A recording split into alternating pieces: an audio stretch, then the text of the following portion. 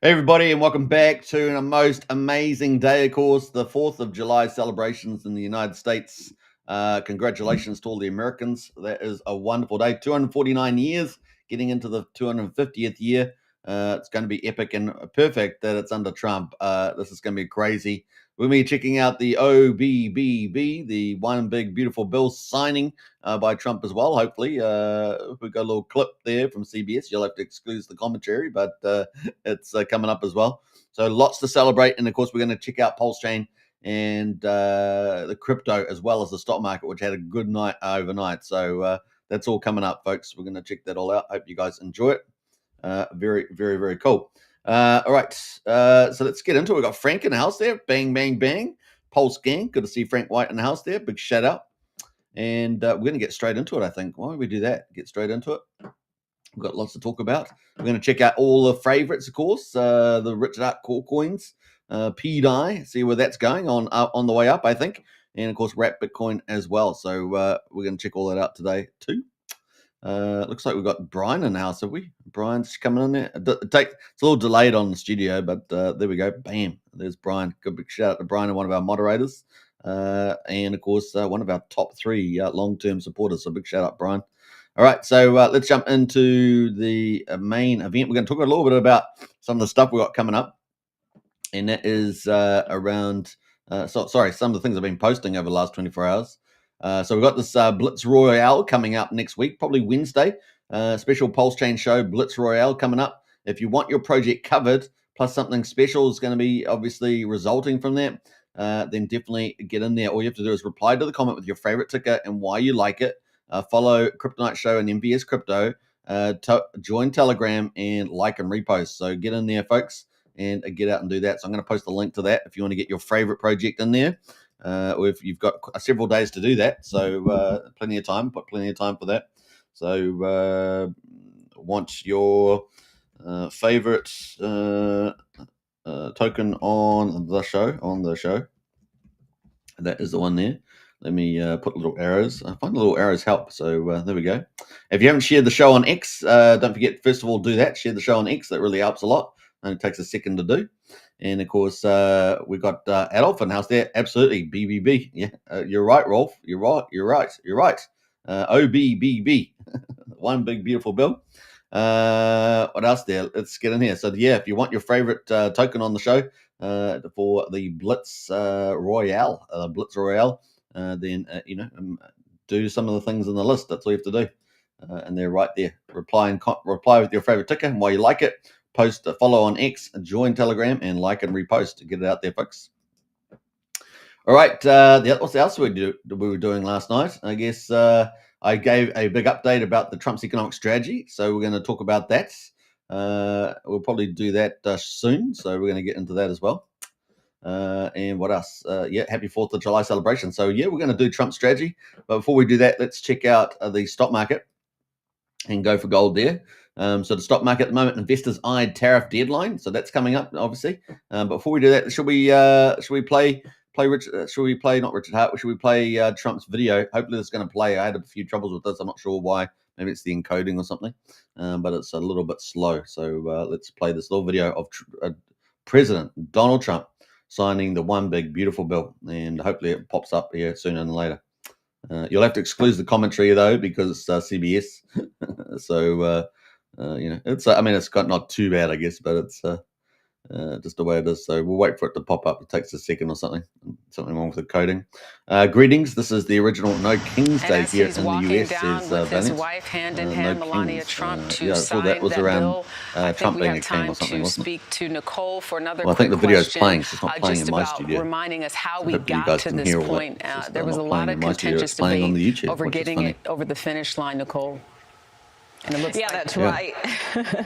In fact, we saw, lawmakers here at the Capitol around the clock, both in the Senate and in the House, working on this package well throughout the night, 24 hours plus before they were able to vote on these packages, in large part because there were some last-minute deal-making to try to win over senators. We saw, for instance, in the Senate, Vice President J.D. Vance ultimately had to break the tie on this bill because of those 3 Republicans who opposed it. And of course, in the House, we also saw a lot of delays, even just to get the bill to the point where it could be debated on the House floor. You know, we saw votes held open for hours, as behind the scenes you had officials from the White House negotiating with Republicans to try to get them to yes in that final vote. And of course, the president himself was quite engaged on this. He came up to Capitol Hill a number of times to rally lawmakers, to push them forward, to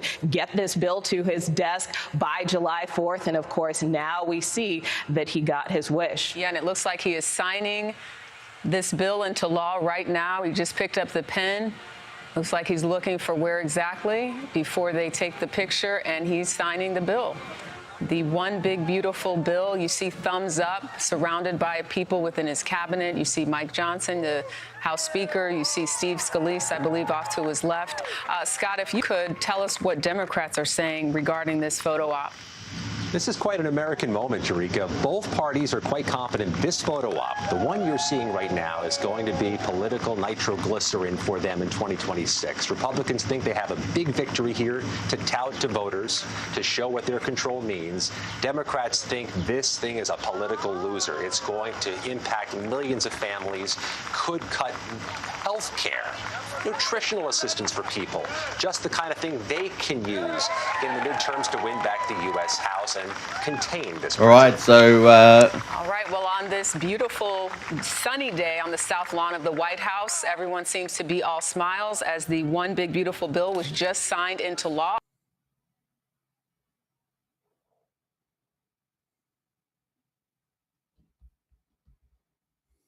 So looks like that played. It was delayed in the studio here, so I got a different rate that it was played. But yeah, pretty awesome day. What a fantastic day. And man, this is a big deal. You know, obviously the Democrats are utterly wrong, and the Republicans have made a massive victory here, and it's going to unleash the boom in the United States. In fact, we're going to talk about that now, how this is going to play out. So I hope you guys enjoy. All right, so that brings us into, now that the one big beautiful bill signed, Trump's economic strategy explained. So basically, what are the three big problems? Trade deficit, right? These are the big picture items. 1.4 trillion. Budget deficit, 2 trillion, with 50% of that in interest costs. And the federal debt, the 37 trillion, which is, otherwise the public debt, 37 trillion. So some pretty big problems. Now, Trump's solutions following the big beautiful bill, the one big beautiful bill, is a concept called parallel prosperity. Transition from public sector to private sector. That is the big mega theme that's going on here. This will create a demand shock matched with supply growth. And that's the secret sauce that Trump has, right? Expanding supply and stimulating demand at the same time. Empowering businesses, right? So what you see with the Democrats, they'll often use government spending, right? So it'll be public sector spending and not private sector. And they won't be expanding the supply side very well, right? So that's why we get so many problems with the Democrats amongst all their horrible social policies and everything. So that's kind of where we are there. Empower. So how are they going to do that? They're going to empower business, obviously with tax cuts and the Jobs Act to empower business to is going to be a big deal there. And they're going to have 100% expensing of capital gear within 1 year. This is going to be mega. It's going to unleash a ton of building construction in the United States. Absolutely mega. Cannot say that big enough. Then, of course, we're going to have empowering working Americans, something that the Democrats really didn't care about at all. It's going to have no tax on tips, and overtime. Imagine no tax on overtime. You're going to lock people working harder, productivity increases, everything else like that. So it's going to be huge. People can earn a lot more money. 85% of seniors no Social Security tax as well. It's going to be popular. And then you're going to be able to deduct auto loans for made in America cars. So that's going to be very popular as well. It's a boom for cars. So obviously they're bringing in the manufacturing of cars, right? And that's pretty big, right? So they put these tariffs up to get all the car manufacturing in the United States. And now they're encouraging the demand side by buying those cars. And of course, the average benefit uplift is going to be probably around $10,000 for the average American family there. So it's going to be pretty incredible. Now, the big thing, of course, there's going to be a big capital investment boom. We already know there's over $15 trillion already in that. And then, of course, we're going to see a construction and manufacturing boom, right? We've already been seeing it, but it's going to really step up now, particularly with 100% expensing in the new One Big Beautiful Bill. More jobs and increased real wages. And we're going to have a look at the chart there. So it's going to be way more jobs now. And already unemployment's going down at the moment, right? So obviously we're going to need some high skilled workers as well. I think unemployment last time I checked was about 4.3%, something like that. So more jobs. And then, of course, increased real wages, which is so important, right? The US is the big consumer. And, of course, the working, blue and white collar workers want to earn a lot more real wages. This has only happened under Trump in recent times since Nixon, right? So we're going to look at that in the chart. And so we bring that chart up, and you can see since Nixon 1969, the only other time we've actually had an increase in real wages is under Trump. Trump's first term in 2017 as President 45. And this is just so far in Trump's 47th presidency, and this is before the One Big Beautiful Bill. So you keep a lookout for real wages moving forward in the U.S. economy. This is going to be so popular. The Democrats don't stand a chance, right? The Democrats don't stand a chance because they just destroy everything, and Trump's making everything. So it's pretty awesome there. It's also going to reduce inflation, right? Because you're managing that demand with supply expansion. Which is something the Democrats don't do, right? So this is going to be massive. And it's going to be on a scale we've never seen before. So it's going to be absolutely massive. The outcomes, of course, economic growth expected to rise above the CBO forecast. So the Centre Budget of Office, right? Central Budget of Office has got a 1.8%. This is the number that you hear around all the time. People say there's a big deficit with it. But actually, Trump's targeting 3 or more % growth, which would be unbelievable, right? To do that. I think the US has had that since something like the 60s or something. So it's going to be potentially massive, right? And I think it's going to be even bigger than that. I think that these guys are probably heading towards 5% plus. I mean, I wouldn't be surprised if we get to that. And that's just unbelievable amount of tax money in there. It's also going to be boosted by tax revenue, right? So we already see with this, even with using the CBO data, you got $2.8 trillion worth of tax collection through tariffs over the 10-year period. So even taking the CBO stuff, which is typically wrong, it's probably going to be quite a bit north of that. And of course, we've got the big tariff deals coming up, right? Which is going to be massive. We already know that Trump's going to send out a letter on the 9th. So they're not mucking around. They're going to be doing any long extensions. They've made deals with China. They've made deals with the UK, essentially. And they've made a deal with Vietnam. Looks like they're going to be making a deal with India. Japan might take a little bit longer. And then, of course, they're going to be having a lot of deals that have already been done are going to be announced pretty much coming up on before the 9th. I think we've got some coming up today. So there's going to be more deals announced about trade deals. And then they're going to be filtered out through to the 9th. So we're going to have trade deal. And then all the rest of the countries, all the small countries and all the others will get letters in the mail. That's what Trump said yesterday, that they'll get letters in the mail. And that will be, somewhere between, people could have tariffs of 60% down to 10%. So if you've been good at negotiation, New Zealand got on early at 10%, then you're going to get a lower tariffs to get access to the United States market, of course, who is the big consumer in the world and is about to get incredibly richer over the Trump era, right? The golden age of America. Obviously, they're going to continue with their Doge cuts, cutting out a lot of expense out of the US federal government. And that's going to be all part of this moving from the public sector to the private sector. It's also another way of decreasing the power of the deep state and the Democrats. Democrats have basically, infested the U.S. Administration and can do a lot of things like slowdowns. And that's where their last line of defense is, because obviously with the Supreme Court judgment about federal judges making calls and overrunning the presidency, acting like they're little presidents themselves, the next sort of level is for the Democrats to use their little deep state people. And of course, Trump is shrinking the public sector. So that's just one of the ways he's trying to damage, if not, really hurt the deep state. There's a lot of work to be done there, though, as we can all imagine. But he's got a couple of years ahead of him to do that. So we'll keep looking out for that. And because they overturn democracy, right? So even in the form of democracy in the US, no matter where they are, our governments, our departments here in New Zealand are completely infiltrated. They're completely infested with these people. And they are running their own government. They're running their own regulations, their own laws, and we can't do anything to stop them. And our government won't do anything to stop them, right? So it's just a complete mess here. So, you're lucky to have President Trump cleaning shop over in the US.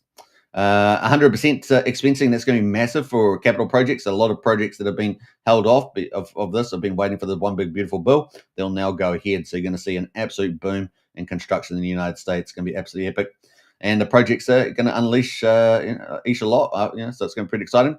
Also, we're expecting 2 interest rate cuts priced in by the market. That's what the market expects, September and December. Even though Jerome Powell's playing politics with the interest rates and doesn't care about the American people and the impact.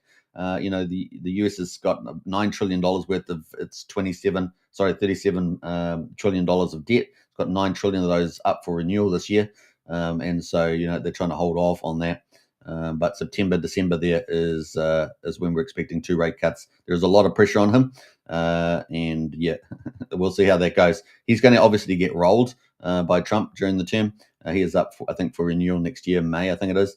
But they're probably going to try and replace him as chair, and then replace that. They've got an extra spot next year.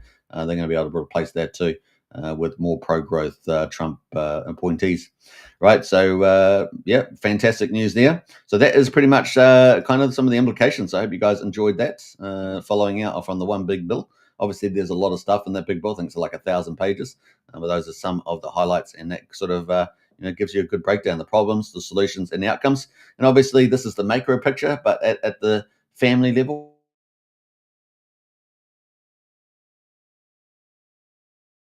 people that are illegal aliens, people that have invaded the United States. Obviously with the Biden round, it was maybe somewhere between 14 and 20 million. Before that, of course, there was already probably 15 to 30 million. So you're probably talking about 45 million people approximately that have probably illegally invaded the United States over the decades. But in particular, over the Biden period of the last 4 years, those people are going to probably be kicked off, like Medicare, Medicaid, those sort of things. And also people that are scamming the system or fraudulently scamming the system and could work but not working. And of course, a lot of that happened under the lockdown period and all that sort of stuff. A lot of those people will be forced to go to work to get insurance cover and things like that. That's how the American system works. So yeah, that's those are some of the people that will be obviously upset with it. But the first group's not even American citizens, and the second group, of course, will be probably upset about it. That's all I can say. They'll have to go and do some work or something thereabouts. So that's kind of the play for the golden age, and that's going to set up the golden age of America. Trump's going to deal with these problems in due course, and of course, not only is people haven't really talked about it, but with the federal debt, I see that Trump's going to use not just the income statement of the United States, but also the balance sheet. And that's what we're going to look out for moving forward in time. Now, it only gets better from here because within 2 weeks, we're going to be seeing all the crypto bills start to flow. Now, the crypto bills will start happening in stages. And we're going to see, obviously, the stable coins first, the Genesis Act, Clarity Act, things like that. So we're going to have Secretary Scott Bessent has talked about $2 trillion in stablecoins. So this is going to absolute boom in crypto. I don't think people understand how big this is going to be. It's going to be really massive, guys. This is the holy grail. This is the golden age. It really is going to be pretty insane. You just got to be patient with it, of course. It's not happening today, but it's going to be happening in the weeks and months ahead of us as this all sort of ramps up, and in the years as well. It's going to be pretty incredible. We've got Hex Grader in house there. Hey, again, good to see Hex Grader. Fandom in house there. August crypto bill signing, hopefully. Then we are set. Yeah. We actually got in 2 weeks. We've got the stablecoin ones in mid-July. Tin Top in the house there. What's up, Hexkins? Good to see you, Tin Top. So, yeah, very exciting times ahead for this period. So you guys are at the right time and the right place for the golden age of America, and it's going to impact markets accordingly. So just make sure you got your bags packed, because it's going to be a glorious ride to Valhalla without the dying part. I don't know. Right, so that's kind of where we are there on that. Bullish, right? Bullish, actually. In fact, I think we got one more other thing that I had at the top here. Yeah. So we had a poll. It's got 2 hours left for the farming. So if you one of the 2 big things you can do to make money in crypto is yield farming, right? That goes through ebbs and flows, right? So but here we are. The PulseChain's got some really dynamic high yield farms. So your risk return trade off, though, obviously there's safe pools like stable coins, all the way through to high risk rewards. Which PulseChain yield farm is your go-to for big yields? PulseChain is the hotspot for DeFi yield farming, and of course we've got 4 really hot farms on here. We've got Emmett Farms, Nexian, Functionon, and Vox. They're all there at the moment, and so if you want to vote for those, get in and vote. You've got 2 hours to go. I'll post the link to that now, and I will be reposting that out. So let's see. It's pretty tight, actually. I thought it was pretty tough. Emmett Farms has made a bit of a breakaway, but man, these other farms, it was very tight indeed. So yep, get out and vote for there. So vote for farm. I guess the farm. We'll just do it that way. Maybe I'll put your farm because some people might think it's an actual farm. For your farm.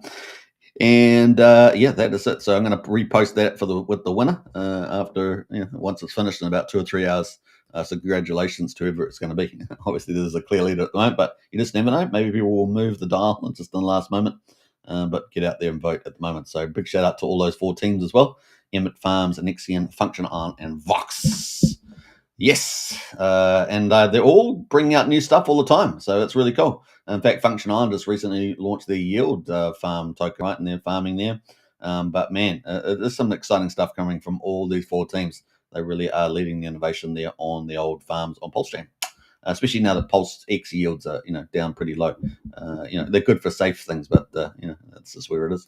All right, let's jump over into the stock market and go for gold here. So with the stock market at the moment, it closed for Friday, right, the last day of the week, and boy, what a close it was. So Dow Jones up 0.77 percent, 344 points to 44,828. So almost actually, what's that the was it the day we already read this? I can't remember now. We got the S&P 500 at up 0.8%, 52 points to 6,279, and Nasdaq there at 1%, 207 points to 20,601. And that's kind of the play there. Let me just double check here. Yeah, that's Friday's results. Yeah, so pretty awesome. Let me just jump over through. Let me jump over to the last, I guess, what are we looking, 6 months since Trump got in. So Trump got in on the 20th, right? So we're climbing up to that. So 20th around here. And look, we came down, obviously, Trump. This stuff here is all Trump having to fix up, problems in the world and problems that the Democrats left, right? So he's had to do a lot of tough love. And unfortunately, we got this big negative volatility here on the stock market. But look, it's back up into glorious zones right now. So we're looking pretty good, right? So that's true on all the markets there. And we've got a new all-time high for the S&P 500. So the market has spoken, right? They're backing Trump. And the Nasdaq there also up all-time highs as well, 20,600. They're backing Trump. So how high they're going to go? Well, S&P 500, Mike Lee's got a prediction of 6,600. So I think it's going to go higher than that, right? So, and then we've got the Nasdaq there, 2,600. Are we going to get to, during the old golden age of America, are we going to get up to 30,000 on NASDAQ, maybe even higher? Let's see. Let's see what stupidity in terms of the targets we got. When I say stupidity, I mean like let's go. And of course the Dow Jones there. Are we going to smash 60 or 70,000 on the Dow? I don't know, man. It's going to be crazy. 60,000. I don't know. It's going to be pretty crazy where we might head to here with this rally. This is going to be pretty crazy.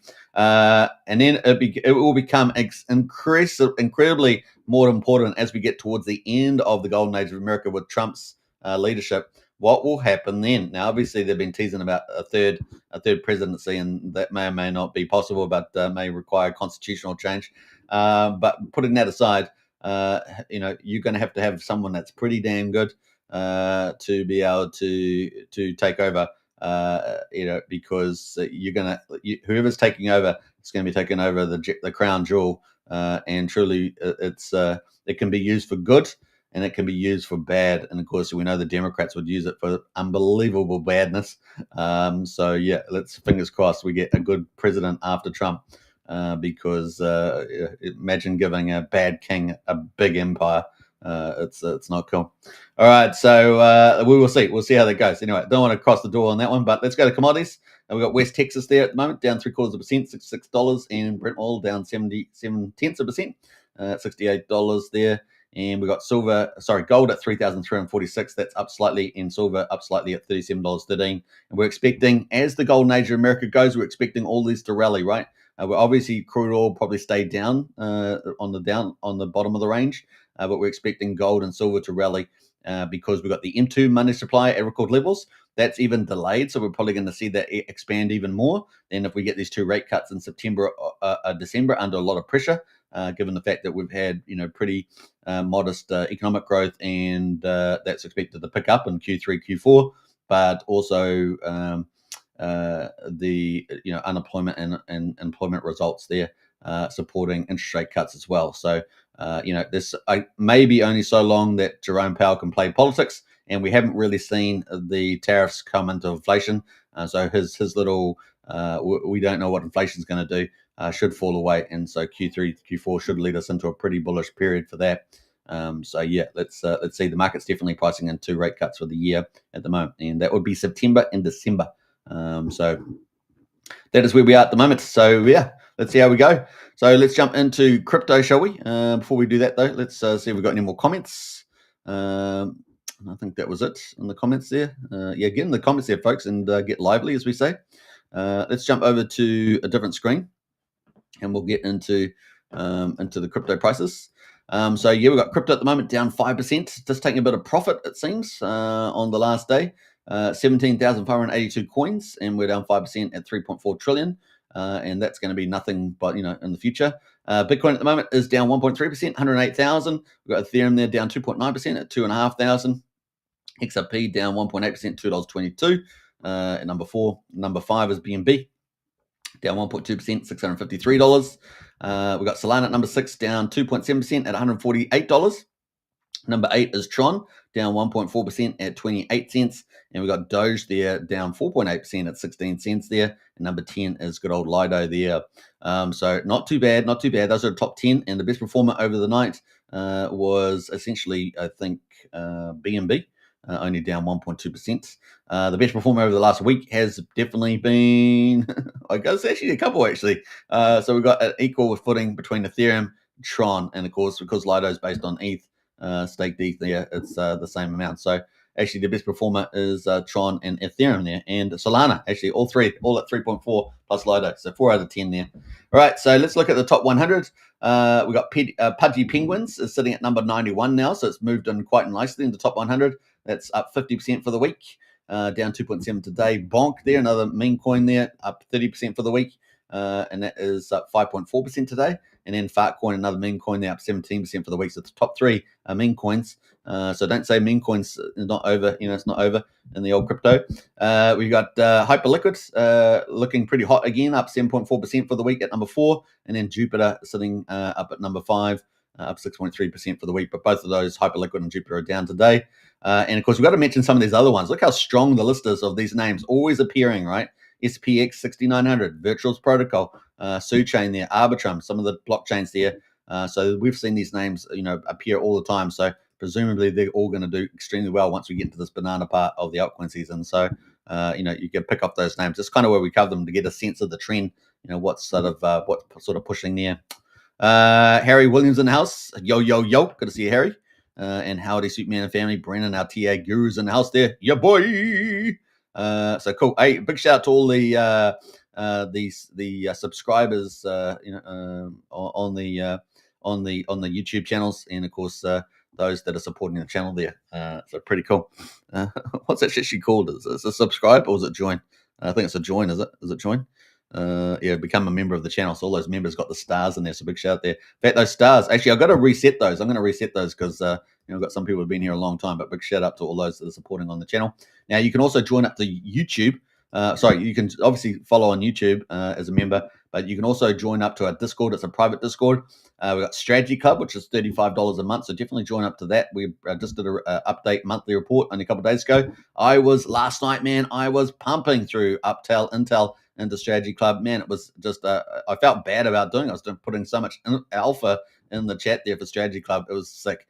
So definitely get into Strategy Club. Only $35 a month, and it includes the standard membership for the Discord as well, the community memberships. So that's pretty good value. Some people are charging thousands of dollars and giving you very low intel, but you're getting packed full of good intel in the Strategy Club there. And of course, the other one is we have top 10 list on there, the top 10 index that's performing really well. And of course, we're still in a down market on PulseChain. So if it's performing well on a down market, imagine what it's going to be like on an up market. And of course, lots of cool stuff. And then we have strategy chats and everything else. So definitely join up strategy chat. Links in the video description. And we'll look forward to seeing you in there as well. And of course, if you just want to be a community member, you can join up for $12.50 as well. That's links in the video description. We'll see you there. What else? I think that's it. Let's get into the rest of the markets. We've got the top gainers at the moment. ONFA is at up 97% in the top 1,000. We've got International Meme up 72%, and we've got Strike up 15%. That old Strike, do you remember the old American comedy movie with what's the airplane or whatever it's called? And they used to had some of those famous comedians, like Striker or something like that. He was like, "You sure you want me to do that?" And he strikes the woman and stuff in the airplane. So I can't remember what it's called. Let me know in the chat. Surely Brian and that know what that movie's called, but it was a couple of movies, and I think they just did a remake recently, didn't they? Let me know in the chat there. I just can't remember it off the top of my head. Let's go have a look at ONFA, up 97%. It's ranked at number 472. It's been around since mid last year, July the 12th. It's been pretty much at the bottom here. Got down to 14.5 cents, and recently it went from 36 cents, and it's gone all the way up to 80 cents there. So nice little move there. You can see it's up 250% in the last 30 days. Not too bad, not too bad. Let's have a look at the site there. Looks like it's on a BNB chain, and let's have a look at the website. Just have a quick look. ONFA wallet. So it's a wallet, smart solutions for the business, and it's got a token, and it's got some benefits and affiliates as well. So you can check out some of that. Just having a quick look through the website. Decentralized mining. This looks like they might have a mining in the wallet today. We've got a Visa debit card as well. Oh, okay. So they've got a few cool things there, actually. So it might be worth checking out. To obviously do due diligence, don't just rush into these things. But that's sitting at number 472. They must have had some new news because it's just pumped out of nowhere. So no, they've had that on the X. Let's see if they've got anything on the X. I don't normally do this, go this far, but we just sort of like have a little teaser of what's going on here. 10 hours ago, hot news, launching Masterpiece NFT Infinity Thanksgiving and endless gratitude for a journey of reborn. Get yours now. So maybe this is what has got this excitement here. 249th anniversary of the US independence. Absolutely. Isn't that a great Statue of Liberty there? Man, man. For all the mistakes, the United States has been a glowing light of freedom. The US Constitution is unbelievable. If we had the US Constitution in New Zealand, we would be very well protected against the tyranny that we are facing here in the country. Unfortunately, we don't have something like that. But it's a wonderful thing to have. It is the greatest foundation document in history, human history, without a doubt, is the Declaration of Independence and all that. So what else there? The NFTs there, NFT Reborn. So this looks like may have been pumping this market here. All right, let's jump over into the next one. We've got Duke of Booze in the house there. Cheers, everybody. Yeah, drinks all around, folks. Drinks all around. Happy Independence Day. 249 years. Unbelievable. And, of course, into the 250th year. I just think it's so poetic. The timing is just incredible, isn't it? You guys can decide. Is it coincidence? I don't know. But President Trump there, saved by God, almost killed by a millimeter. And, of course, now is ushering in the golden age of America. And, of course, giving all glory to God. Man. Notice when you get the people that hate God and are anti-God, the economy, the whole societies go into turmoil and end up being terrible. But if you give glory to God, man, the blessings flow. And the golden age of America is coming. The golden age of America is coming there. All right, let's go here. What else we got? International Meme. Let's jump into that. We've got International Meme Fund, the IMF. I gotta love this. IMF, I love that. That's actually a really nice play. 949, so it's gone into the top 100, top 1,000, 949. And look at that chart. It's been pretty violent to the upside. So where was it down? It's been around since 23rd of November last year. We're down at 4 cents. We're now at 89 cents. Wow. Woo-hoo-hoo-hoo. And that's just jumped in. That's just obviously when it's above 1,000, it's high risk, high reward type of plays, right? Just think of that, but it is up 1,800%, 19x in 30 days. Not bad. IMF is a meme on a mission to catalyze a DeFi renaissance for the meme coin supercycle. IMF Protocol V1 is a proof of concept that issues money, $6.90 crypto stable against Pepe, while V2 issuance is against almost any collateral there. So there we go. Wow. So yeah, the IMF International Meme Fund. It's kind of a nice, kind of cool idea actually. Now it's on Ethereum. Let's have a quick look. We've got a couple of links here, but we'll go to the imf.bz. Launch the app, they say. So we'll take a risk there. app.imf, and Bank the Unbankable, dominate crypto using assets other lenders won't touch. Get cartel intel. Sounds a little bit like Jacob's meme game, mafia game. We've got lend, borrow, accelerate, and amplify. What else they got? They've got a forecaster. I'm not sure what that is. Let's quickly jump on here. Got a forecast, international meme fund. They got credit cartel in control. So a little pretty interesting. Yeah, so that is that at the moment. So they got docs as well. Let me jump out of there. Let's have a quick look around this meme a little bit there. I'm going to close that down. And there's Globe Spin, or the Globe Spins, but pretty much they've got TVL is 60. They're saying 67 million here. And they got the lend, deposit and earn USDS, borrow USDS for MOG, accelerate, MOG accelerate, and then they got amplify, pull MOG scale into USDS earn yield. There we go. So global funds, what's at 74K earned so far. So got lots of these cool little projects down the bottom, which this one's rising pretty quickly. Let's quickly see if they've got anything on X as well. Let's see how that's going. Bam. They've got 12,000 followers. I mean, it's pretty good. Let's see. So just looking at the last data, and just 7 weeks in, IMF has funded millions, all under the radar. Soon we'll be on the map. You know what happens next. So there we go. Pretty bullish talk there from IMF. So kind of cool. Scrolling down. Bam, bam, bam, bam, bam. Credit is a weapon, IMF is power. So that could be a little rising start. We'll see. I mean, you got to do due diligence, but it's got some, nice little teasings there. Maybe that will end up being something. Some of these are always going to rise to the top. Certainly, I wouldn't be buying the top of that move at the moment, but definitely interesting.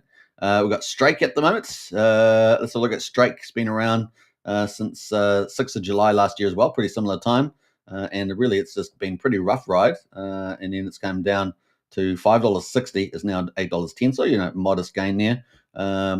And Strike enables users and developers to supply digital assets onto the platform to earn the dynamic rates provided by the protocol and used that supplied assets as collateral to borrow other support assets on chain. So there we go. I could have written a little bit better, but let's jump over to it's on Ethereum. They don't seem to have a website here, interesting enough. communitystrike.org. Maybe that's the community one, but let's have a look at the X account. I have to pull it back again.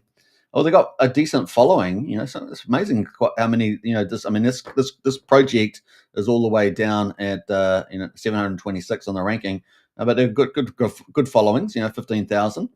Decentralized finance based money market, and let's have a look at some of these posts here. Haven't had a lot of posts recently. But that is some of it staking their Strike and ETH.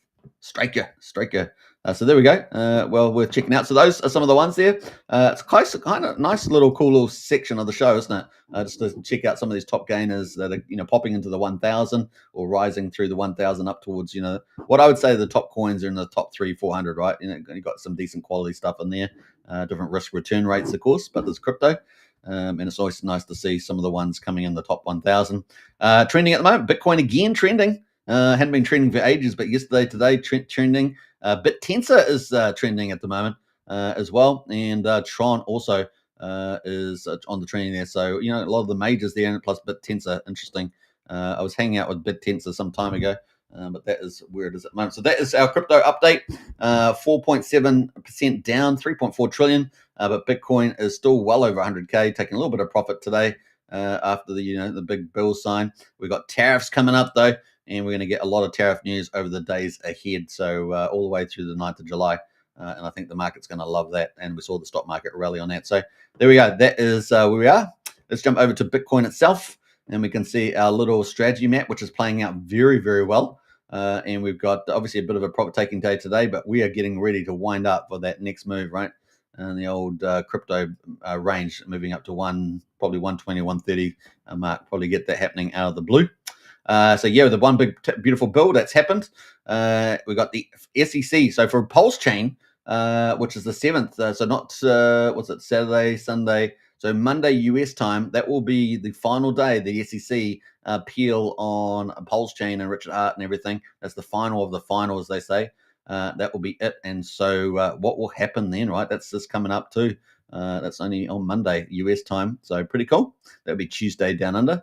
And then we got going to get all these trade deals done and letters sent out by the 9th of July. So we'll probably have only a few of the larger deals probably proceeding after that, such as Japan. And we'll see how that all plays out. But you're talking about up to 175 countries or something will have either a deal or a letter sent around tariffs and access to the US market in the age of the golden age of America. So you can say, oh, so what? Who cares? I don't have to deal with the US. But you're going to miss out on the golden age of America. And that's going to be a big deal. It's going to be a big deal. So people are making deals. That's why they're jumping over. They publicly, they go, oh, we're globalists. We want to wreck everything. But on the other hand, they also see that Trump's going to make us rich. So we've got to be on it. That's the thing. So if you're wondering why they all get into it, because these little globalist demon rats like money, right? They like power. Power's the number one, because you get power, you can get the money, right? So, but when you got Trump in the house there, last man standing in the West, right? So there we go. We got $108,200. We'll see how we go.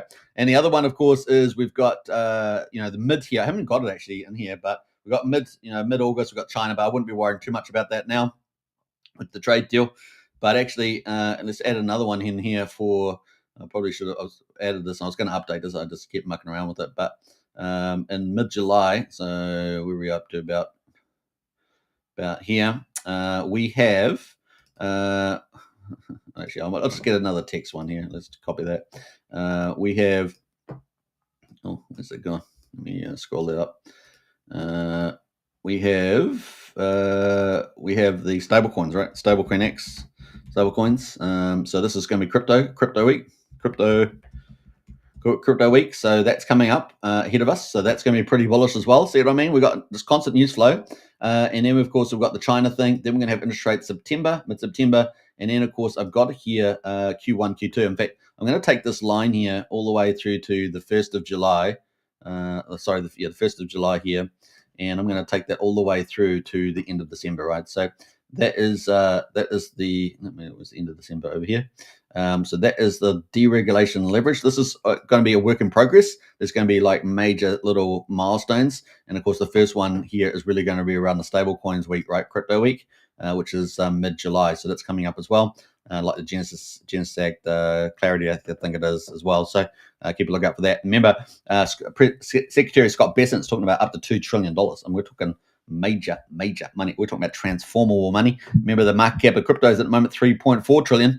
And so in stablecoins is a huge market. I think last time I checked, it was like 6 or 7%. I don't know what it is at the moment, but that is going to be necessarily massive, right? It is one of the mega themes of this bull market is going to be stablecoin again, but on a different scale, there. Yeah, so exciting times. So we've got more crypto stuff here, but we're also expecting more crypto stuff further down the line, right? So what happened there? We got more stuff coming here, and that is expected around, I think it's around this period here. I'm going to put it here for the moment just as a placemaker, but it's somewhere in here. We're going to be getting more crypto stuff, right? So it's a crypto report that's coming. It's going to have impact a lot of regulations. So impact crypto reports, and then regulations. So I'll try and fill it in more at the moment. So there's about 8 different crypto bills running around, right? And so, but we're getting this internal report from the White House, from the digital team. And so we're getting that September, October. That's going to have lots of new ways. So thinking, how the Bitcoin strategic reserve, they said that they'll do more investment based on budget neutral. Well, this team is thinking about all those ideas, right? How do they get ideas? So it could be public-private partnerships with Bitcoin miners to get more Bitcoin in the government reserve. So they are keen. I tell you this: the Trump's administration is very keen on accumulating more Bitcoin and of course the Ethereum's the altcoin stockpile as well. They are very keen to grow those bags, right? They've confiscated a lot of stuff, but they're very keen to accumulate stuff through budget neutral as well as other means to get their crypto portfolio. So that is more demand coming in from the US administration, and it's going to be very exciting. The market's going to love that, right? Because more buy pressure. Obviously, we've got the US states also buy pressure. We've got all the institutions coming in. That's going to be a multi-year phase on the institutions, because people have to change their risk profile at the boards. Boards are typically pretty conservative for the most part, unless they already have a mandate for that sort of thing, like they're basically in investments anyway. But you're talking about, superannuation funds and all this other stuff, all the blue chip corporates, which is, hundreds of thousands of those, all could be, slowly starting to pick up more Bitcoin as part of their treasury, and part of their hedging, all this sort of stuff. It's really, really crazy. And of course, that will ramp up. But we're going to see some pretty big moves on all that. And then, of course, you've got competing sovereign states around the world, competing corporates. At the moment, we've still got some countries which are still, bad on crypto. I'm thinking of, Sweden? There's a couple other ones that I just can't remember off the top of my head, but there's a couple of them that are, still doing negative policies. But they're all going to capitulate eventually, right? Because America leads the direction, and it's a pretty big deal. Now, South America countries, a lot of them have got on top of it, right? Because they realize that they're going to need a dual currency, their own domestic currency. But ultimately, people are either looking for US dollars, or they're looking for gold, or they're looking for Bitcoin, right? That's what's going to be the big move there. So that dual currency. And I think a lot of them will move to Bitcoin because it's so easily movable, right? You don't have to lock it up in big vaults and protect it with, big guards and all the rest of it.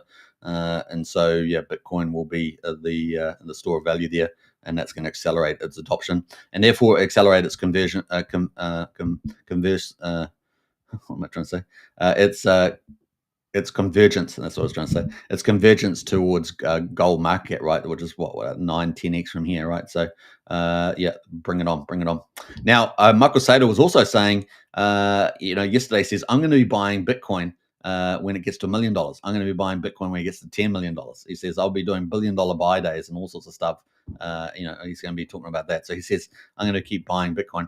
Now, his prediction for 2045 is $13 million of Bitcoin on his base case. It was base case, yeah. So he's going to continue to buy Bitcoin, of course, already controlling a huge amount of it. Was it 560,000 Bitcoin, somewhere in that ballpark? Already huge. And what is it? How much is the supply right now? 19.5, is it 9.5 million Bitcoin out, with only 21 million out in total by the last little bit of Satoshi out by 2141, something like that. It's going to be fun times ahead there. More demand coming from him.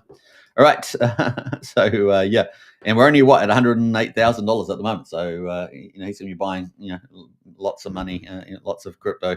Obviously, he's going to be able to inflate with Bitcoin, right? So it helps to do that as well. All right, so that is Bitcoin. Let's have a quick look at Ethereum, because obviously we're waiting for that golden cross, and that's getting imminent. And of course, we're going to have the big short squeeze, right? We've got lots of shorts. We're expecting a big short squeeze there too. And so look at where we are. Woo, slowly creeping there, man. It's going to be violent. You guys know it, right? It's going to be violent like this. It's going to be violent like that. Should we put a little circle around that, because we like drawing? I don't know. Ellipse. Is that going to work this way? No. Yeah, way. There we go. So it's going to be violent like that. It's going to be violent, and let's fill it in with some green, because we like to draw. But it's going to be violent like that. So let's get that up. Yeah, let's bring that on, right? So violent like that, and of course that's that green line. Of course is our PulseChain strategic reserve. Now, I know there's some naysayers, but Richard, at the end of the day, he's the one that got it on the good old ETH strategic reserve, right? So I'm not as negative as some of those people making commentaries about that. I think of Ivan on Tech and people like that, who we like, but I don't think the evidence is in their favor at the moment. So that is the play on that one. So let's see. What do we need to get to that? We need a boom. We need 50% gain, which is nothing, man. That's nothing. It's nothing. Crypto, we had that here. We had a 42%, and the next one's probably going to be more violent, because it's going to happen on a golden cross, right? Golden cross. So bring it on and pump past that. Our last high, remember, was 4,100, and then of course the last bull market was 4,900, right? So that's the all-time high, 4,900. And of course, people are expecting us to re-rate to 10, 15k, maybe even 25k. People got big numbers during the golden age of America. Anything is possible, I guess, up in that range. Bitcoin's going to do some crazy things, like get to 240, 250. or maybe 400 or maybe a million by 26, then what's Ethereum going to be, right? We already see a lot of money coming to Ethereum recently, so bring it on. That's all we can say there. All right, that was our crypto coverage. We're going to get into PulseChain next. PulseChain, Pulse gains. Everyone's waiting for the gains, but you can accumulate the volumes, right? So what's your return? Volumes times price. So what part do you have control over at the moment? The volume part, right? So the price part will come. So volume times price equals mad gains. Well, you can do the volume part right now. That's pretty much the way to look at it. You heard it here last. Brendan's in house. Good to see Brendan as well. And the Joker's in here as well. Kryptonite show.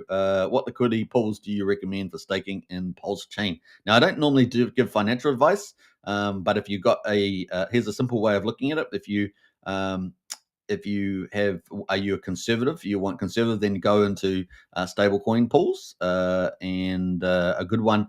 There are a different ranges, not just normal stablecoin pairs, but there's PulseX, of course, pretty conservative in there, pretty low yield, but it's conservative. And of course, we're in a risk on moment at the moment. So typically you want to be on a bit more riskier position, right? Because risk off is typically during bear markets. And we're still kind of in that phase at the moment. So it would probably be a reasonable place to be, but you really want to get yourself positioned, because I think that we can see that the banana part of the curve is upon us. We're just got to be a little bit more patient for that to ramp up. And maybe interest rate cuts in September is really the last catalyst there. And M2 money supply and all the rest of those bullish things. Otherwise you go to medium there. You'd probably go for some popular peers that have a lot of liquidity support. Richard Hart Cause and some of the other bigger projects on PulseChain. I often talk about Magnificent Seven. You've got to be, it's not all those I would be consider, the lower risk in, but Richard Hart Cause and things like that. Some of the blue chips, maybe PDC Degrays, things like that. And then, of course, then you get into the high risk, which is just about everything else, right? So that's kind of the way I look at it. Maybe Richard Hart Cause and some of the top DeFi pools, like some of the top DAOs, particularly some of the top DeFi pools, they're pretty low priced at the moment, so you might get a lot of X upside too.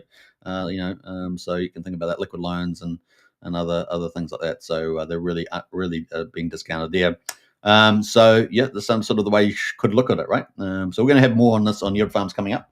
We're going to have a lot of education around that, but that's just a little bit of a teaser of the way you might look at it. So hopefully that helps. And if you check out if you want high risk, there's a range of risk profiles on the 4 farms that we're currently talking about at the moment, from Emmett Farms through to Function Island, through to Vox, and through to Nexion. And they also have more products coming down the line, more pools and more products and more partnerships, I think, from all those teams. So keep a lookout for that. They're kind of the frontier farms at the moment on PulseChain. And they're going to probably continue to be for some time to come, because a lot of them have a lot of cool things there coming out. So hopefully that helps a little bit. All right. Shall we move on and get into PulseChain? Good question, though. Thanks, Joker. What else? Where are we going here? We're going PulseChain, right? All right. So day 785. OMG. And the year of 249th year of 4th of July. We got Pulse at the moment at quadruple 0251 at 1.6%. So a little move there. Remember, PulseChain is the ocean. So if it goes up, then everything goes up. And what you're trying to do is outdo that in the little bull run. And so you got to pick up, PulseX and other tokens, different risk rewards in there. On top of that, right? You're always trying to outdo the ratio of Pulse, right? So we got PulseX at the moment at quadruple 0176, is down 5.2%. So it's a little bit surprising, but we've had a big whale smash that quite a bit on the PulseX. So it's actually a good time to accumulate PulseX. Really good time, actually, on there. Obviously not financial advice. Do your own due diligence, just my own opinions. We've got incentive token there. So before we get that, we're at 7.33% on the buy and burn on PulseX. We're at incentive token $1.48. It's down 2.17%. And we've got, I just want to talk about the Pulse and PulseX quickly. PDI is obviously on a run at the moment. And we know that BetaBank is coming. BetaBank will be using PDI as collateral, but it's also going to be using Pulse and PulseX is what I expect there. So that's another supply sink for Pulse and PulseX, another demand as well for Pulse and PulseX, that people can put their tokens in there rather than selling them and get collateral and go maybe buy something else with that. So that's anything that's going to be a use case for these is always bullish, right? And you just keep laying them on. Anything that's pulled on PulseChain helps layer on more of that. And so if you get some big use cases, maybe BetaBank will be a big use case. We'll see. Obviously, liquid loans was a big use case for Pulse. and Power City did the big use cases for PulseX and Hex, and then of course we had the ink printer come along from Liquidity Fork as well, do a nice big use case for INC. So there's lots of cool use cases there. We see a lot of reflection tokens using delivering returns in these PulseX, ink, and Hex. They've been very popular. So definitely over the last 3 to 4 months. So there's lots of use cases, and the bigger the use cases, the more impact it's going to have on price as well. With these, so exciting times. Hex at the moment is INC at $1.48, down 2%. We got Hex at the moment is at 53 hundredth of a penny, so it's actually up 4.4%. And I said Hex is just really underpriced, and it's got the thinner liquidity pool, so it could really pump. INC is probably definitely the best at the moment, given the view. But I wouldn't be sleeping on eHex as well. Hex is only 1700th of a penny, is the original Hex, so one of the 10,000X. I know it's not on PulseChain, but it will benefit. BankX is slowly selling out. Last time I think they were at 180 million. They might have less than that now. And we've got this FlexNet coming, second layer protocol on Ethereum coming from Dipcatcher, who I've always been this big supporter of. He's done some amazing stuff for the ecosystem, and that could really create a nice little use case there too, wrapping that up on that second layer, which is pretty exciting. Now, I was going to jump from here, but I want to get to pulse ratio, the PulseX ratio, and we might do it on the chart. So 0.7 at the moment. So it's definitely come down, but it's still in that mega uptrend as far as I could tell. So we're going to go check that as well. Gas prices, we're at 1 million beats, 9/10 of a penny for a swap at the moment. So still super cheap on PulseChain, obviously, with prices down. Validators at the moment, 50,456, pretty similar to yesterday. Not too much change there. And the bridge, of course, you guys know, we've been dropping bridge alpha here. We are up $83 million. Woohoo! Let's check out the snapshot I did the other day. The snapshot I did was on the 3rd, and here we are on the 5th. This is Kiwi time. So $81.6 million we were at. We're up 1.4 million at 83 mil. So there we go. That's pretty cool. 1.4 million. Our DAI has definitely been climbing again. So woohoo! Get excited, guys. Get excited. In fact, sorry, I must apologize. I was supposed to do a 4th of July party, and I forgot. So let's do that, shall we? 4th of July party, and let's go. Bam. Fireworks. Yeah, happy 4th of July. Woohoo! Happy stable coins. Happy stable coins. Yeah. All right. So there we go. So congratulations, everybody. Happy 4th of July. And the PulseChain bridge is reversing. We've got capital coming in, not leaving for once. It was pretty brutal. But here we are again on the up and up. So yeah, DAI was 17.6 million, and we're back up to 18 and a quarter, almost 18.3, which is pretty exciting. So that's about almost $700,000 more in DAI, which is a great little reversal there. Remember, we used to be up at like 22, 23 in more recent times. ETH is gone from 6,745 to 6,984, so almost at 7,000 again. USDC was 14 and a quarter. We're now at 14.4, so we're up 150K on that. Our ETH is pretty much up about 130 ETH as well. And of course, our USDC is pretty much the same. It's down about 6K. Coast stables are the same. Bitcoin's the same for the most part. So not a lot of change there. And of course, eHex is up about $200,000, just over $200,000 on eHex. Actually, let me just double check that. Actually, a little more than that, 250. 325 on the little DAI pump. It's up from 1,500th of a penny to 1,700th of a penny. So that's kind of where we are on that. So not bad. Morning all. We've got Q Baller in house there. Good to see a Q Baller. Man, we're having a great show today. We're having a great show. I don't know about you guys, but we're dropping the alpha all show. This whole show. Bam, bam, bam, bam, bam, bam, bam. It's like a million machine guns of alpha drops. Just dropping everywhere. Just bam, bam. I need a new explosion one. We've got the little party animation. So all right, so that's where we are at the moment. Let's jump into the bridge exclusive to the Kryptonite show. Yeah, boy. All right, let's jump into that. So here we are. We got the reversal. Woo! It's still got a long way to go, but we're heading in the right direction. Okay. So we got down to 4.7 million negative. This is timestamp values, so they're not dynamic market prices. In other words, all the values aren't changing all the time with the prices in the market. They're just timestamped at the time they came in. So this is at the moment, the 9th of June to the end of the 3rd of July. And so this is all the way period through there, so which is what 30 days, 24 days, right? 24 days. So what's that, about 3.5 weeks of data here. And all the green candles are the hourly candles at the timestamp value of prices at that time. Very important to remember that. And the red there is money that went out of PulseChain back to Ethereum, and that is timestamped as well. So we can see the candles. We can see how brutal it has been under the Iranian war and the risk off and the big whale, PulseX whale selling, and a few other whales or large holders, let's call them, selling. And we've seen those brutal big red candles, right? And as they kept coming in, they were bigger than the green candles, bigger than money coming in. And so the yellow area is the accumulated net, right? So that's if you take in the money that came in an hour, less the money that went out, that is a net amount, right? That's a net amount. It was either surplus or negative. It was either leaving PulseChain or coming on PulseChain. But you can see that this hour here, we got 196,000 in, but we had 561,000 out. So that was a negative amount. And you can see in the yellow, it just drops down. So we dropped from 1.2 million negative down to 1.76 million negative, right? So that is how this chart works, right? So the yellow area just got getting worse. Money was leaving PulseChain. We had the Iranian issue and the bombing and all the drama, and we had the PulseX whales smash, smash, smash, bang. We had a few other whales in Sun Mini Mill. One whale rolled that chart over. So we had all these sort of things happening. And then we sort of calmed down a couple of days ago, and we were like moving sideways at 3.3 million negative. But then we had some more whales coming in and selling more. Probably their final stack coming out here. 738 million went out in 1 hour. And we went from 3.6 all the way down to 4.7 million negative. Pretty bad, right? Pretty bad. So not a lot of fun.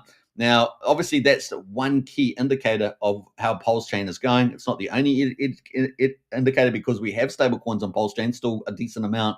And so they can buy up the market and push the market up green. So there's all that, right? And there's different ways of doing that. So, and we do have other sort of little bridges that are, doing on-chain to on-chain transactions. But here we are, 4.7. And the good news is that we have been reversing over the last couple of days, and we have been slowly climbing back. Yesterday, we got pretty much back to where we started back here at 3.3, 3.4 million negative down. But the good news is that overnight, over the last sort of 24 hours, we have managed to start climbing back up. And we are only now down just under 3.1 million, almost about to break that 3 million. Fingers crossed today. We'll see if the sentiment continues and we can manage to claw back all that money that left, and it will claw back and we'll get back into the positive. We want to get it back up here, right? We want to get the yellow above the green, not below the green, not below the red, but above the green. We want to get it to flip, the great flippening, and we're seeing that slowly happening. So pretty awesome. So how much is that? So we were 4.7 million down, and then we got down to 3.1. So that's about $1.6 million, and not only in a couple of days. So fingers crossed, things can happen, right? Pretty fast, and it just shows you that people were looking at PulseChain. People are looking at PulseChain, and you got that money coming back and over. Kind of cool. And you can see, the green candles coming in. We had the 343,000, 200,000, 171, and there'll be a mixture of traders and investors and retail and all sorts of stuff, coming in there. And so in the last couple of hours, look at that, 150.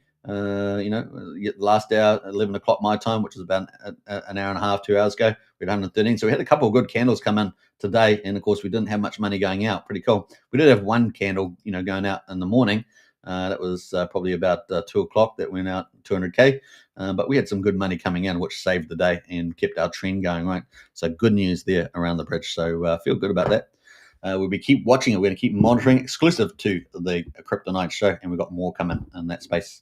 All right, so let's move on into the markets. $28.8 million. So we're doing pretty well with the markets lately. Obviously, we haven't got big green candles, double digits, so it's not particularly bullish, but it's still good volumes. We were sitting down at 12 million. I know it's largely negative, but we're sitting at 12 million, and we're now at 28.8. Hopefully, we get this on a green candle where we've got net buying. We've got 435,000 transactions, so that's pretty good. So we were doing well below 400K transactions, so we're now back over. Some of the big moves at the moment is G-Baby, which I think this one is related to, what was it? Brennan, you told me the other day. I think it's, is it one of the Maria ones, James Maria? Let me know in the chat. I just can't remember off the top of my head, but that's up 20%, $5.77. We've got BFF, which I think is an OG Web Chef, right? Yep, that's up 11%. Missile OG Web Chef up 6.8%. Teddy Bear from Jason Maria up 6.5%. Remember from OG Web Chef up 6.5%. And that's number 8. So number 8 is Trump meme coin. Oh, actually number 7. We've just had pop in there, 6%. That's at number 7 at 0.8 of a penny. And then Trump meme coin is up 6% at number 8. And then your Teddy Bear rails off the top 10. So that's kind of the top 10s trending on the last 24 hours. Moving above that, we've obviously got Hex in the mix there at number 11, number 14, I should say. Fitzgerald Company moving up 4.4%, number 15. We got Finvestor itself up at number 17, up 4.3. So yeah, we got a few James Marias and a few OG Web Chefs on the move, and a couple of little separate products there, like Trump pump tires in the top sort of 15. Man, it's moving around a lot today. Look at that. Woohoo! They're small percentages, so that's probably why it's moving faster. What else there? We've got Tropa in the mix there. We talked about that. Sparta at number 19, up 4% at 3.4 cents. UFO up 4% as well. Love.io. That Love.io was doing pretty well last night when I tuned in for the evening, and that is still looking okay. It's up 3.5% at 3,900. So let's have a quick look at that. It's at number 22. And this pair here is paired with DAI. This is on the weekly candles. But now nice little move up here from 1,500 to 5,039. So that's a nice little move there. And what's that in terms? 140%. So there we go on this pair, this particular pair. That's not bad. And what's that? 2 weeks? Within 2 weeks. What else? We got going a lot of Hex there, sitting in the mid 20s. Top 25. We've got X at the moment, up 3.3%. PDI Besties, obviously PDI's been rallying the last couple of days. That's up 3%. PDI Besties. We've got Beast Token from OG Web Chef as well, up 3%. Helgo on the back of Hex is up 3% there. Also advertising on Midgard, interestingly enough.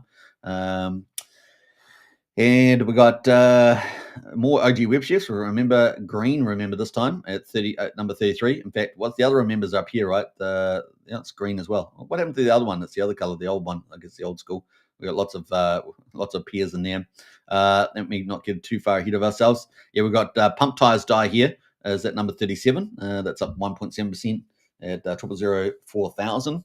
We've got 9-inch here at number 36, up 1.7% as well. So, Gophers as well, the 404 contract from Dick Gatcher. We got Your Mum at number 40, up 1.4%. PMX at 42, up 1%. Go Pulse at the moment sitting at 11 cents. So this has been fairly stable around that mark at 1% there as well. UpX on the back of Pulse. And this is all good old Haunted. That is at number 39, up 1.5% there as well. Die Hard on the back of PDI is up 1.5%. Your Mum with the big burn and Moon King and that like this one, don't they? 1.4% there. Then we get we got Pulse Puppy at number 45, $114. It is up just 0.7%. And then Sauce Mini Meal has been having a good day, and that is up 0.6% at 7.3 cents. And of course, this is really interesting. Do you guys want to see this? I might as well talk about it. See these little green, these little yellow signs here? What do you think that is? Let me know in the chat there what you guys think that is at the moment. Bam, bam, says Brian. Bam, bam. Let me know in the chat what those yellow lines are with the volume candles. Let me know. Let's see if anyone knows there. I'll do the little fireworks if you know. Let us know in the chat. Give me a second, to talk about it, think about it. Come on, Brennan. Come on, Brennan. Where's Brennan? All right, we're gonna do fireworks for that.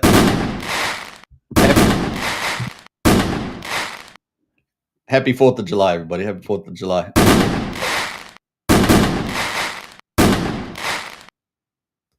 All right. Okay. No answers in the chat there. It is the buy and burn from the corporate. So it's the corporate buying. So you can see here back on the second here, it's almost this profile. There's another one here, of course. I guess this one here. But this is the corporate buy and burning, right? So pushing the market up, and then of course here they did a double buy and burn. So that's 11K each. They're always doing 11,000. So 11,000 plus 11,000. So it was a 22,000 buy, and look, it pumped it right up. We had a little bit of gap there. It got pumped. There was a bit of selling from a free account, but then we had more buying here, pushing the price up. And with no doubt, we will see that again tonight. They typically have been picking off a pretty similar time, 19, 20, 200 hours. You can see that they're all pretty consistent timings, so it's pretty predictable. So the next one would be, what are we up to here? What did I say? 19. So the next one would be here. So this is when we should expect another buy and burn pump is around here. So this, we'll see how it goes. Obviously, if it keeps buying and no one's selling, then the price is going to keep going up, right? Excuse me, I thought I was going to sneeze there. So yeah, let's see how that goes. And then, of course, if it keeps up the same profile, if it keeps on buying and burning on the same now this is nothing, right? I mean, these guys could be. I estimate there's probably $8 or $9 million sitting in the kitty for this. So this is the only project on PulseChain like this, right? So just remember that no one else has this big corporate buy and burn with $8-9 million sitting in it, really, and accumulating and getting bigger. So we'll see how this profile goes, but let's see if it can ratchet up with these buys. Now, obviously, if retail and everyone else jumps over the line there, if they get their customer buying up at the moment, so it's clearly the customer buying is not there at the moment, but they get that on, then it's a game away, run away again, right? So that is Sun Mineral, one of my Magnificent 7. It's fixed it up on the chart there. So that is, let me get rid of my little arrows because it don't fit down that time frame. See if we can start ratcheting up another higher level here. I know that Wolfgang was talking about 15 to 30 cents, so he's quite happy with this. So we'll see whether we manage to get back up in that 15 to 30 cent range there on the old Sun Mineral. So that is sitting at number, what do we say? Number 47. What else we got going? PDC, a couple of PDC peers there in the top 50. Scroll down here. Yeah, PDC in top 50. Gaga is slightly green, top 50. And then, not much else. We've got Ink Dollar, obviously paired to $1. And then Fetch Oracle there is the number 52, and that's green as well. Everything else slightly red at the moment on the 24-hour time frame in the mix there at the moment. So kind of cool. What is done discount? Well, Gas Money, some of the OG Web Chef stuff. Pump Tires is discount 7.8% at the moment. So, it's kind of what's down there. Sparta down 4%, Doubt Token. So there's a couple little pickups there. People like those coins. And let's jump over to Pulse Coin List, shall we? How are we doing for time? An hour and 12 minutes. We've got 3 minutes left to go, and we've got a good crowd watching. So yeah, we're streaming to 3 YouTube channels and on X at the moment. So it's 4 channels. So if you are new on YouTube, smash the subscribe button. And if you are new on X, then smash the follow button and share the channels around. Really does help a lot, not just for my channel, but do it for all the PulseChain and the crypto influencers that you follow. Really does help a lot with the algorithm. So get out there and do that. Much appreciated. And if you have not joined our strategy club, only $35 a month. As you guys know, I'm the only significantly large influencer that does daily shows. We have got 1 or 2 others that are getting pretty close, but definitely join up to that and get all the alpha drops in there as well. In fact, yesterday I absolutely slammed that strategy club with alpha bombs. So it's going to only get better from here. So yeah, we've got more exclusive content coming out, stuff you wouldn't even believe. It's going to be so good. So join up today. All right, so let's get into PDI. PDI to $1 to your PDI to $1. Need some sound effects, maybe Chucky Chan or something. We got 5,600th of a penny at the moment on the old PDI, and it's looking good, right? Unstoppable right now. But let's have a look at the analysis on the TA and see where it's going. Now, obviously, we've got Better Bank coming. They've modified fork of Arvo. We're hopefully going to have Nikki come on the show at some stage. That's getting very close to launch. That's going to take in PDI, PLS, and PLSX at the moment, as far as I understand. We've also got the compound theory from 99's Capital that is out there as well. People are excited about that. If we do get the compound governors making some minting, was it trillions of PDI using CDI, was it? And then collateralizing it all, right? And that doesn't hit the market because obviously that would slam the market, but it gets out there as well. Now we've got the critics out there around small liquidity relatively, but that's not stopping the price. And easily PDI is one of the biggest communities out there on PulseChain. A bunch of diehards. So there we go. Do you like that? Anyway, so we're up at 5,700 of a penny, and it's unabating here. And I don't suspect it's going to slow down too much. We're on the weekly chart here, and you can see we've got plenty of room in the RSI for a move higher. We got plenty of room. And, we saw last time we were around 50 on the RSI. We rallied all the way through to 92. So there is a lot of gas, a lot of room, a lot of road, let's say. Particularly since Trump made petrol prices cheaper, it's a lot of road to run. So yeah, let's put in some little candles, shall we? Should we put in a little? Actually, let's go to a little drawing tool. I'm really liking this drawing tool lately, but it's this is kind of the play, right? So we'll make that green candles. So that is, could we get up there? Quite plausible. We've got the runway for it. Now we're going to look at shorter time frames, right? Shorter time frames, and we are hot at the moment. We are pretty hot at the moment on the 1 day. So just take note of that. We are pretty hot at there, so it might need a little breather around the spot. It has had quite the run, all the way from 35, 30, 36 to 85. So it might have to have a little breather, maybe come back and touch the 70 at the least before making another go. But it's got plenty of runway on the weekly. The 4 hourly as well has been running pretty hot. So you can sort of see that it can stay elevated, right? But it's got to have a little bit of breathing room. We're definitely on the down on the 70 at the moment. So, is it going to come back a little bit, touch the 60 before moving on there? But just, take note of that at the moment. Now, we'll see. We'll see how that goes. But that is just tended to probably have a little bit of a breather at the moment at this level. But you just never know. You just never know. Did we have liquidity on that? I think we did. Liquidity 35 million, it says on here. But, that moves around pretty fast with the price, right? Pretty fast there. All right. And we'll keep an eye on when Betterbank comes, coming there. Now, some of the other ones at the moment that have been on the move, besides PDI, is Rat Bitcoin, right? Look at this thing. Woo! $763, baby. This is the PulseChain fork of Rat Bitcoin. Rat Bitcoin, of course, is custodial on the old Ethereum chain, right? It's custodial over there.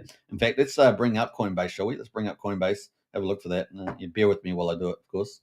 Do I have the time? To do this? Hour 16. I don't know if I do have time to do it, but we'll let's see if we'll Rat Bitcoin. Let me just type it in. Hopefully it will come up without me having any troubles. Let's see, Rat Bitcoin. It's got to be this one, right? So let's have a look. Circulating supply here, 128,000 Rat Bitcoin on Ethereum. And this is, so it's only a subset of the Bitcoin, right? So it's 128,850. This is what it is today. Not one, the fork happened, right? Back on the 10th of May, 2023. And of course, Bitcoin there at the moment is, there is 9. I said 9.5 because I couldn't remember. I thought it was 19.8, but I didn't say it. Circulating 19,887. So going to remember that. I might just round it to 19.9 now. Remember, there's only ever going to be 21 million Bitcoin. Pretty interesting. So apparently yesterday, was it, where there was a wallet that was dormant on Bitcoin that had like 10,000 Bitcoin or something that moved for the first time in years. There's always that drama going on there. But anyway, that's the midpoint. So 128,000. And of course, we got our own version of that copy at the moment. And 763. So real mad gains on Rat Bitcoin. Let's have a quick look at the Rat Bitcoin quickly. I'm just keeping tabs of the time. 18 minutes. Man, we are going overboard. But man, look at that move. Pretty exciting. And Rat Bitcoin on the move there. I was hoping that Betterbank would have Rat Bitcoin as well, using that as collateral. That'd be pretty cool. So I'm not sure whether Nicky is there, but I might talk to him if I do see him. But that is up 140% inside 10 days. So nice little move there. The all-time high was, around about 2,100, but we did have this little blip back here, which was 2,674, a little God mode candle in the mix there. So we'll keep a lockout on this. But so far, the chart's looking pretty good so far. I don't have an RSI, so let's put an RSI. See where the measure on this is, but I think it's got plenty of room as well. So on the daily, we're definitely hot here at 878, so it might take a little breather here. Might have a little bit room to get a bit higher. So we've got a 4 hourly there. 4 hourly there, just come off a little bit, so it could move a little bit higher from here. But on the weekly, it's probably got plenty of room indeed. Yeah, look at that. So not as much as PDI, but it's a 58. PDI, I think, was about 52, was it?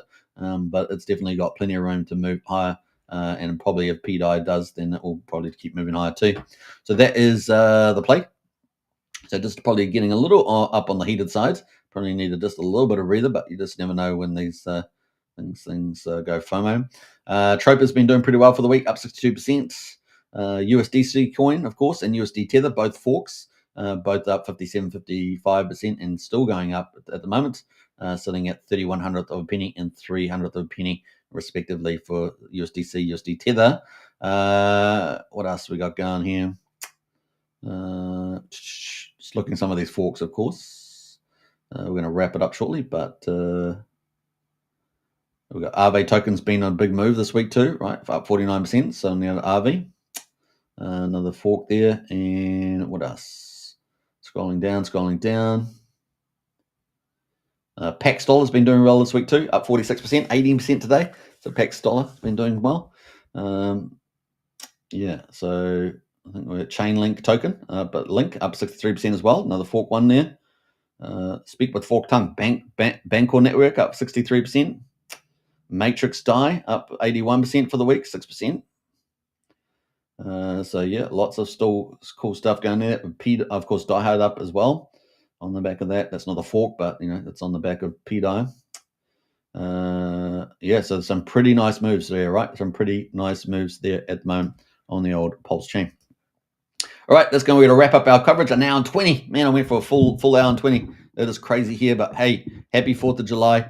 The golden age of America has started. It's only going to be epic from here. Bring it on, bring it on. Massive investment unleashed, massive tax breaks, massive deregulation, regulations for the right things. It's going to be absolutely glorious. So enjoy the bull market ahead. More money printing, rate cuts. Let's bring it on. Let's bring it on, and good times for everybody. All right. Hope on that note, we're going to jump out and catch you on the next show. All right. Shall we hear from Richard Hart? We probably should on the way out. Peace out, everybody. I'll catch you on the next show tomorrow. Stay tuned. Stay tuned. A mystery. It is a repeat of the debt cycle. A giant green candle at any moment because it's easier to get them, because it takes less economic energy, because there's less of it for sale. Not a mystery. It is a repeat of the debt cycle. They are rolling the debts. They are doing the same thing. Each cycle is not to do with a halving cycle, nothing to do with any of that. It's all driven by liquidity cycle and funding of debts. Each phase, we get phase 1 of the banana zone, banana number 1. The corrective zone, banana number 2 comes. Another correction, banana number 3. So this is the banana zone. So that's what happened in 2020, 2021. Off we go. Sorry, that was 2017, which again looks very similar to this one. That was the last one. Here we are now. It can't be clearer to me. I've shown you the macro evidence, the technical evidence, the sentiment evidence. Everything here suggests to me that hold on to your hats. Don't fuck this up. Don't lose control of your tokens. Don't use leverage. Don't get your wallet hacked. Just sit with it. Be careful. Don't get FOMO. Do all of the right things, and we'll go up to the next phase of correction zone. That's going to be harder, because the next one that happens, we'll have a 35% drop, and you'll all say, is it over? And you'll definitely be sure it's over, and everybody on Twitter will tell you it's over, and it won't be over. By our work, we suggest that because of the elongation of the business cycle, because rates were higher for longer, the forward-looking liquidity suggests that, again, probabilistically speaking, without any guarantees, this whole thing goes into Q1, maybe Q2 of 2026, which would align with Trump's, trying to win the midterms as well. So everything's lined up for us. I think it started. So keep the faith, keep building stuff, and let's keep driving Siri forward with all of this. Thank you.